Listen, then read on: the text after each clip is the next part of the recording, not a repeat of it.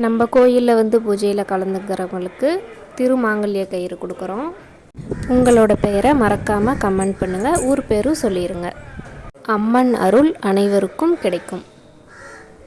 வாங்க வீடியோக்குள்ளே போகலாம். அனைவருக்கும் வணக்கம். நான் சமயபுரம் மாரியம்மன் கோவில் வீட்டிலேருந்து பேசுகிறேன். இந்த வீடியோ எதுக்காக போட்டிருக்கேன் அப்படின்னா, கண்டிப்பாக இந்த வீடியோ எல்லோரும் பாருங்கள். ஒரு பயனுள்ள தகவல் தான் கொடுக்குறேன். வருகிற வைகாசி அமாவாசை அன்னைக்கு திங்கக்கிழமை நம்ம கோவிலில் வந்து ஒரு சிறப்பு பூஜை நடக்க போகுதுங்க. அதில் வந்து கலந்துக்கிறவங்களுக்கு எல்லாருக்குமே திருமாங்கல்ய கயிறு கொடுக்கப்படும். எப்போ அந்த பூஜை நடக்குது அப்படின்னா 11 மணிக்கு மேலே, காலையில் 11 மணிக்கு நாங்கள் வந்து ஸ்டார்ட் பண்ணுறோம்.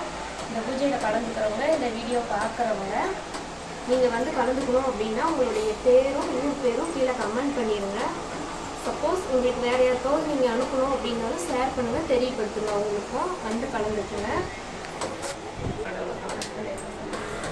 இந்த பூஜையில் வந்து கலந்துக்கிறவங்க உங்களுடைய கோரிக்கை என்னவோ அந்த பூஜையில் அம்மா கிட்ட நீங்கள் சொல்லிடுங்க. சொல்லிவிட்டு அந்த பூஜை முடிஞ்சதுக்கப்புறம் உங்களுக்கு வந்து அம்மா கையிலேயே வச்சு நாங்கள் வந்து பூஜை பண்ணி உங்களுக்கு அந்த கயிறு கொடுக்குறோம். நான் வர எதிர்பார்த்துட்ருக்கேன், எங்களுக்கு வந்து நடக்கலை அப்படின்னு நினைக்கிறவங்களும் கண்டிப்பாக அந்த பூஜையில் வந்து கலந்துக்குங்க. கலந்து மாங்கல்ய கயிறு வாங்கிட்டு போய் நீங்கள் வச்சு உங்கள் வீட்டில் கூட கும்பிடுங்க. கண்டிப்பாக வர கொடுப்பாங்க.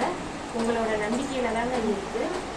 வர முடியாதவங்களும் சரி, இந்த வீடியோ பார்க்குறவங்க உங்களோட பேரை வந்து பதிவு பண்ணுங்க.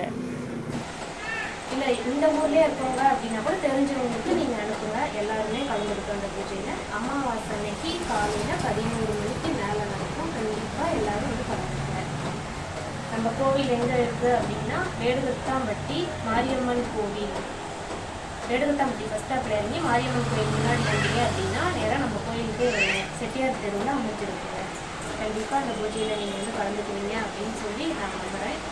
உங்களுக்காக வர முடியாதவங்களுக்காகவும் நாங்கள் வேண்டிக்கிறோங்க.